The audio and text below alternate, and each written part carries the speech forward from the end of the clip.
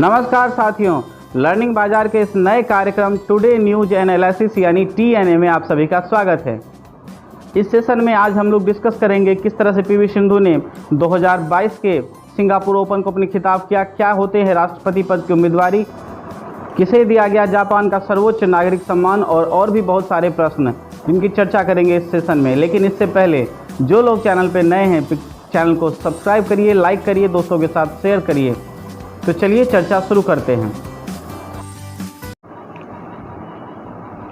आज का हमारा पहला प्रश्न है, प्रसिद्ध बैडमिंटन खिलाड़ी PV सिंधु ने हाल ही में सिंगापुर ओपन का खिताब जीता, वो किस देश के खिलाड़ी को हराकर ये खिताब अपने नाम किया?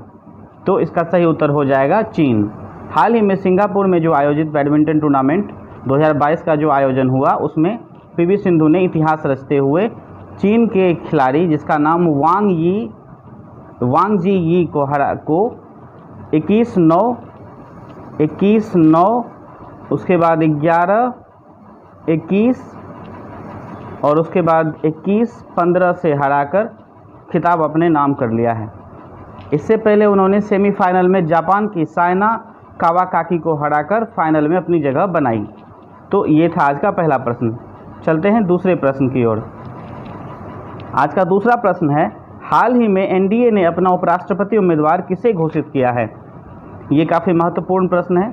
तो NDA की तरफ से अपना उपराष्ट्रपति उम्मीदवार को घोषित कर दिया गया है, जिनका नाम है जगदीप धनकर। NDA ने हाल ही में अपना उपराष्ट्रपति उम्मीदवार घोषित किया, जो जगदीप धनकर जी हैं, जो वर्तमान में पश्चिम बंगाल के राज्यपाल हैं।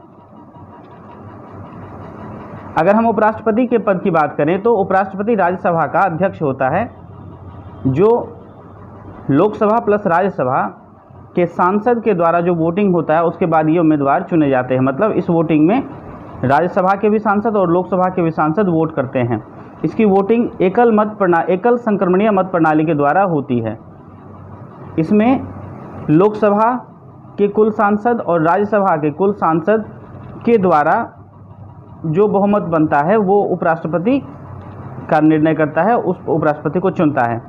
लोकसभा में चूंकि NDA की सरकार को बहुमत प्राप्त है और राज्यसभा में भी NDA के लगभग 91 सीट हैं, तो ऐसा माना जा रहा है कि लगभग उम्मीदवारी जिनकी हुई है जगदीप धनकर जी की, वो उपराष्ट्रपति बन ही जाएंगे। अगर आंकड़ों की बात करें तो उपराष्ट्रपति बनने के लिए इन्हें 395 + 1 395 + 1 का आंकड़ा इन्हें प्राप्त करना होगा, उसके बाद ये उम्मीदवार उपराष्ट्रपति बन जाएंगे। NDA को लगभग ये आंकड़ा प्राप्त है। धनकर जी के जीवनी के बारे में अगर कुछ देखें तो इनका जन्म राजस्थान में हुआ था। इनकी शिक्षा दीक्षा भी राजस्थान में ही हुई थी। ये पेशा से वकील थे और राजस्थान के बार एसोसिएशन के अध्यक्ष भी रहे थे। अगर इनके राजनीतिक जीवन पर नज़र डालें तो शुरू में ये जनता पार्टी से जुड़े। 1989 में ये झुंझुनू से सांसद भी बने और 1991 में जनता पार्टी को छोड़ा और कांग्रेस में शामिल हो गए। पुनः 2003 में कांग्रेस को छोड़कर इन्होंने भारतीय जनता पार्टी ज्वाइन की और 30 जुलाई 2019 को पश्चिम बंगाल के राज्यपाल के रूप में इनकी नियुक्ति हुई। अगर हम उपराष्ट्रपति के क्रम को देखें तो ये 14वें उपराष्ट्रपति बनेंगे देश के। हालांकि ये चुनाव 17वां होगा, यानी 17वें क्रम का चुनाव होगा, लेकिन ये 14वें उपराष्ट्रपति बनेंगे, क्योंकि हामिद अंसारी साहब 2 टर्म लिए थे और सर्वपल्ली राधाकृष्णन का भी 2 टर्म रहा था। अगर हम उपराष्ट्रपति की योग्यता की बात करें तो उपराष्ट्रपति बनने के लिए उम्र 35 वर्ष होनी चाहिए, भारत की नागरिकता होनी चाहिए तथा राज्यसभा के सांसद बनने की योग्यता रखता हो, ऐसे व्यक्ति को उपराष्ट्रपति के उम्मीदवार के लिए नामित किया जा सकता है। अगर हम कुछ अनुच्छेद की बात करें तो संविधान के अनुच्छेद 63 में ऐसा कहा गया है कि भारत में एक उपराष्ट्रपति होना चाहिए, ये एक संवैधानिक पद है। और अनुच्छेद 64 ये कहता है कि जो उपराष्ट्रपति होगा वो राज्यसभा का अध्यक्ष होगा। साथ ही साथ अनुच्छेद 65 में ऐसा कहा गया है कि राष्ट्रपति का पद अगर किसी कारणवश रिक्त हो जाता है तो उस स्थिति में उपराष्ट्रपति राष्ट्रपति का पद धारण करेगा, उसके जैसा कार्य करेगा। अगर लोकसभा प्लस राज्यसभा की संयुक्त बैठक हो तो इसकी अध्यक्षता कौन करेगा? ये प्रश्न जनरली परीक्षा में पूछा जाता है। तो इसको हम लोग क्लियर करते हैं। अगर लोकसभा और राज्यसभा के संयुक्त बैठक हो तो इसकी अध्यक्षता लोकसभा का स्पीकर करता है, ना कि उपराष्ट्रपति, क्योंकि ऐसी संभावना बन सकती है कि उस समय में अगर राष्ट्रपति का पद खाली हो तो ये उपराष्ट्रपति का पद राष्ट्रपति के पद के लिए रिजर्व रखा जाता है और इसकी संयुक्त अध्यक्षता लोकसभा का स्पीकर द्वारा किया जाता है। उसके अलावा अनुच्छेद 66 में जो चुनाव की बात कही गई है वो राज्यसभा के सांसद और लोकसभा के सांसद दोनों मिलकर वोटिंग करेंगे। और एक महत्वपूर्ण बात कि इसमें जो भी नॉमिनेटेड सांसद होते हैं वो भी वोट करते हैं, यानी उपराष्ट्रपति के चुनाव में जो नॉमिनेटेड सांसद होते हैं वो भी वोट करते हैं, राष्ट्रपति के चुनाव में वो वोट नहीं करते हैं। इसके पीछे तर्क ये दिया जाता है कि राष्ट्रपति ने जिन्हें नॉमिनेट किया है तो वो हो सकता है राष्ट्रपति के पक्ष में वोट करें, तो इस वजह से राष्ट्रपति चुनाव में नॉमिनेटेड सांसद वोट नहीं करते हैं, लेकिन उपराष्ट्रपति के चुनाव में वो वोट करते हैं। राष्ट्रपति को हटाने का प्रस्ताव उपराष्ट्रपति को हटाने का प्रस्ताव राज्यसभा लाती है और लोकसभा केवल इसमें सहमति जताती है। इसमें लोकसभा का कोई ज़्यादा रोल नहीं होता है। राज्यसभा प्रस्ताव पास करती है अपने यहाँ से कि क्या प्रक्रिया होगी, किस तरह से उनको हटाया जाएगा। तो ये था आज का दूसरा महत्वपूर्ण प्रश्न। उम्मीद है कि आपको अच्छा लगा होगा। चलते हैं आज के अगले प्रश्न पर। हमारा आज का अगला प्रश्न है, हाल ही में प्रसिद्ध अभिनेत्री दिया मिर्जा को किस पुरस्कार से सम्मानित किया गया है? तो इसका सही उत्तर हो जाएगा मदर टेरेसा मेमोरियल सम्मान। प्रसिद्ध अभिनेत्री दिया मिर्जा को मदर टेरेसा मेमोरियल सम्मान से सम्मानित किया गया।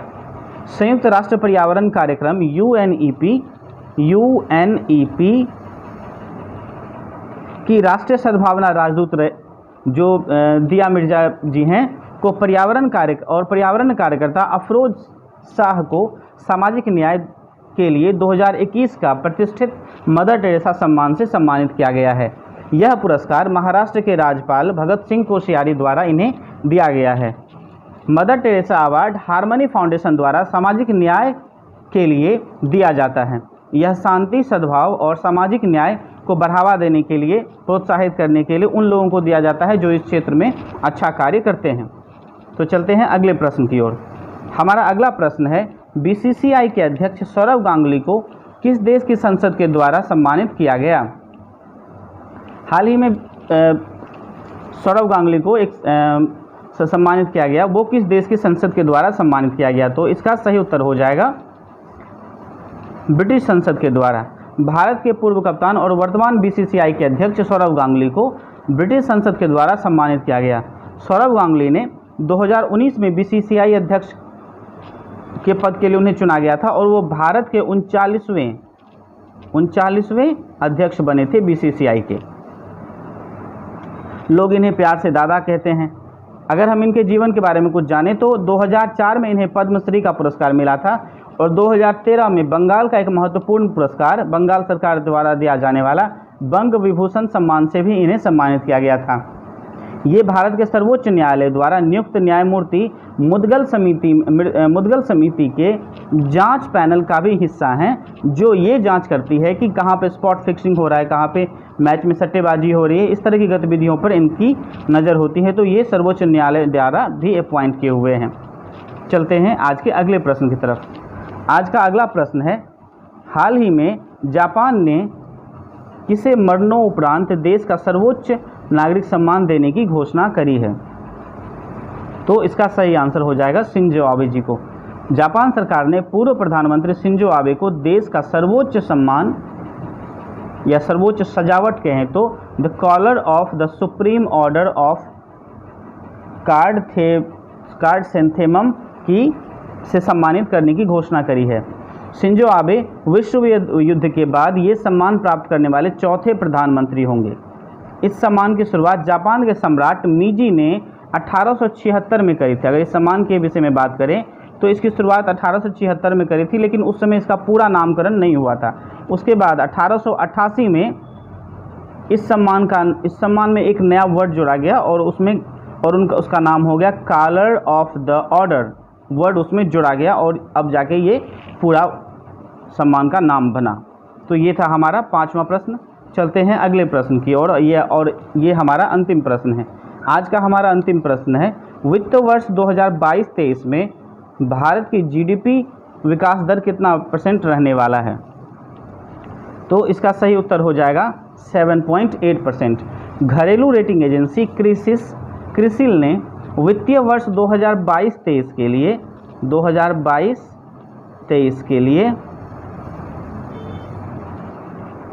भारत के लिए वास्तविक जीडीपी विकास दर का अनुमान जो पहले 7.8% अनुमानित किया है। इसके पीछे इन्होंने जो तर्क दिया है, इनका कहना है कि वस्तुओं की जो कीमत बढ़ रही है, माल ढुलाई की कीमत बढ़ रही है, या वैश्विक बाजार में जो तेल के दाम स्थिर नहीं हैं, कभी बढ़ते हैं कभी घटते हैं, जो बढ़े हुए हैं, इस वजह से ये मांग में कमी आई है और इस कारण से क्या होगा कि जीडीपी विकास दर कम रहने वाला है। तो ये थे आज के कुछ महत्वपूर्ण प्रश्न।